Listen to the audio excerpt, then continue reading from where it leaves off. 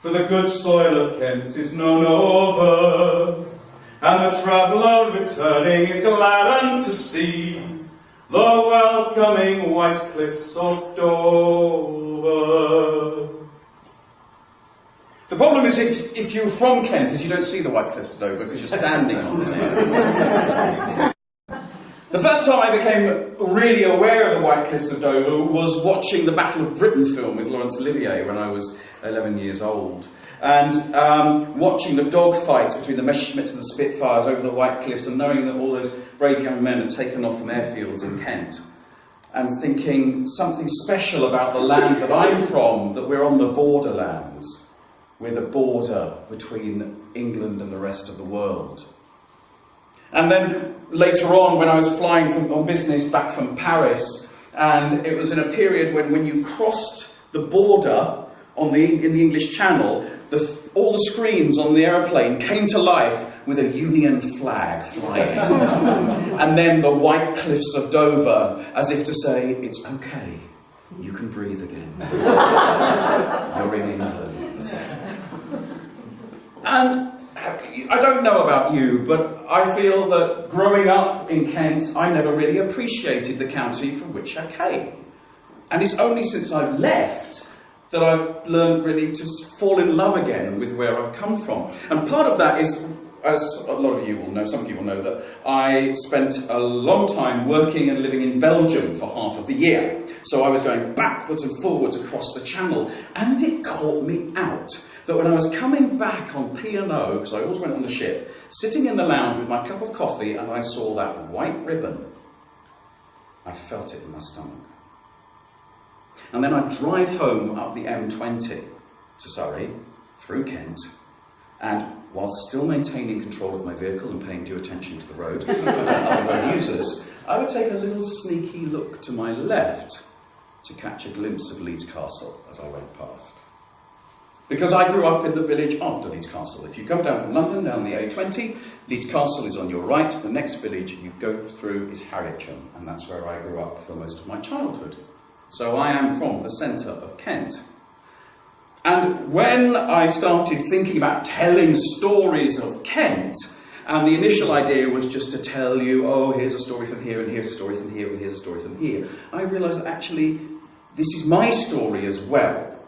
So forgive me if I weave a little bit of autobiography into this story of Invicta. For this is the flag of Kent. Invicta. The horse is known as Invicta, but the motto of Kent is Invicta. And Invicta means? Sorry? Unvanquished, undefeated. Undefeated. That's us, the people of Kent, undefeated. And why a white horse on a red background? Well, when the Romans left England in the 5th century, they left chaos, and the kings of Britain were struggling to control the kingdom. The Picts, those naughty Picts, were coming down from Scotland, creating a lot of trouble. And so King Vortigern of the Britons sent a message begging for help from his cousins in Jutland, the Jutes and the lords of Jute, Hengist and Horsa. And Hengist and Horsa arrived on the Isle of Thanet in 3 longships, and as their longships drew up on the beach and the Isle of Thanet, the soldiers disembarked under a flag. Hengist means stallion. Horsa means horse. And they marched under a blood-red banner with a running horse on it in white. So, Hengist and Horsa arrived. When the farmer may speak of the field and the tree, for the good soil of Kent is known over. And Hengist and Horsa arrived in Kent to help King Vortigern, and they saw the soil of Kent and they saw how good it was. So when they wrote home and sent messages home, what did they say? Come visit. And so the Jutes came in their numbers. Now, if you think immigration is an important issue now, in the 5th century, it was a touchy one too. And Vortigern and the Britons became quite unsettled at the arrival of all these Jutes, and so war was inevitable. And battles were fought, and in the end, Vortigern was defeated at the Battle of Aylesford. Horsa was killed at that battle, but Hengist became the first king of Kent. So we have his flag as our banner, the banner of Hengist. But that doesn't explain why we're undefeated. To know how Kent is undefeated, we have to go forward 600 years. We have to go forward to the south coast in 1066. And William the Bastard, because that was his title, William the Bastard, was looking for somewhere to land in England with his Norman forces. And he opened up the map and saw a place called Battle and thought, that's handy. Sadly, they missed it by a little bit, but anyway, they had their battle near Battle, and then the Norman warriors, tired, bloody, carrying armour and supplies, had to march north. And if you're marching north, you end up going along the borderland of Kent. And there are two stories as to why Kent is undefeated. And the first one is heroic. The first one, the Normans are marching north, and as they look to the right, they see the forest of Kent. And they think, oh, a rich land, we may be tired, but we can march into Kent and take Kent just as we did with the south coast. And then methought I saw the wood move. If you think Shakespeare was original when he said Burnham Forest has come to Dunsinane, every Kentish soldier had hewed him down a bough and borne it before him to shadow their numbers. And so when they dropped their branches, there was the company of Kent, and the Normans just kept on marching. Undefeated. Great story.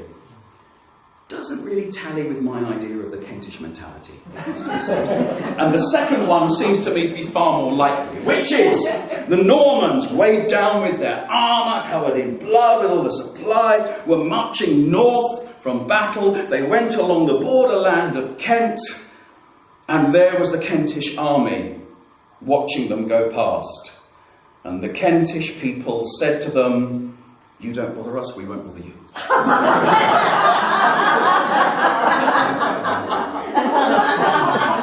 And that just seems so much more likely than what I know of my own land. So, we are the undefeated, and this is our banner. And I am from Kent. The question is, where in Kent? The battle between Hengist and Vortigern at Aylesford was on the Medway. The Britons ended up on the west side of the Medway. The Jutes ended up on the east side of the Medway. Two people separated by a river, and they have been separated by that river ever since.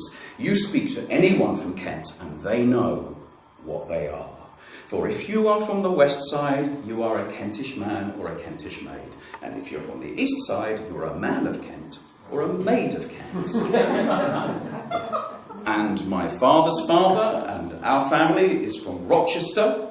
They are men and maids of Kent.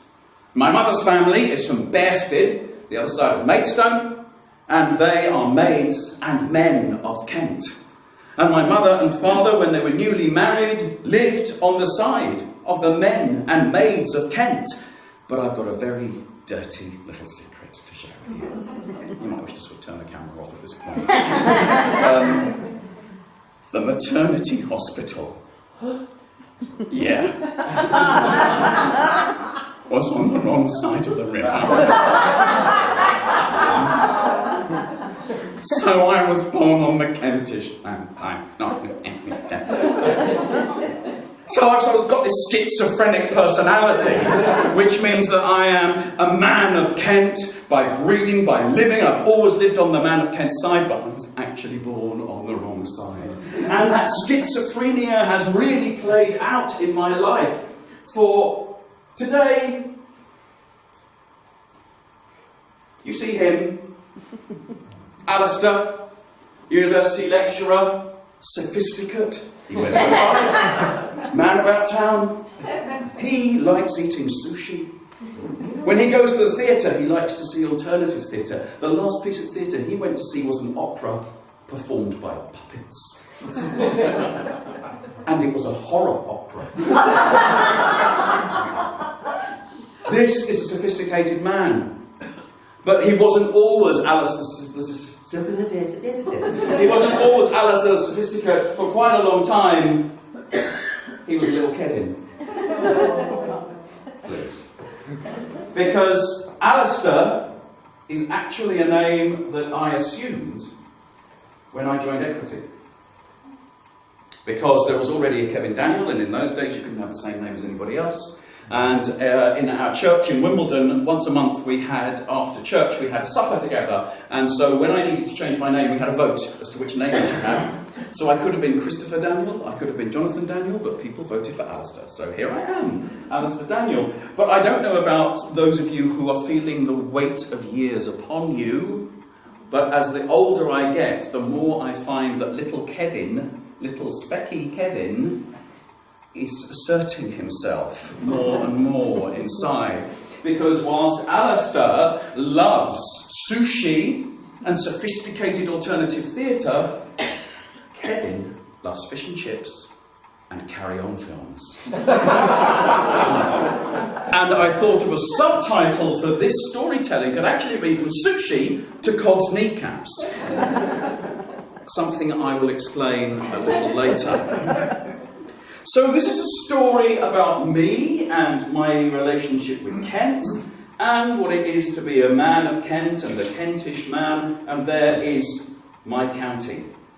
And the river goes down the middle here, and most of our social life and most of our visits when we went out for the day was on this side of the Medway, on the Men of Kent side of the Medway here. And if we went to the beach, we went on this side of the Medway. We went down to St Mary's Bay, down on the coast here.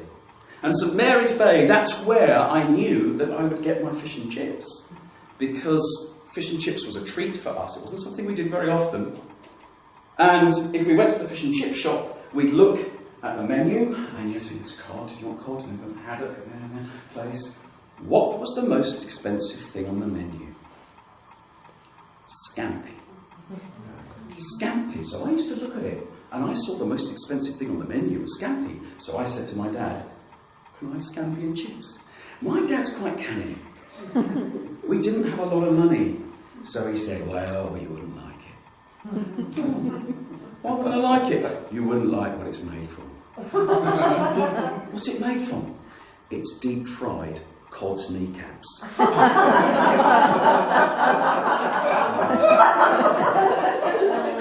As a result, I never actually tried scampi until I was an adult.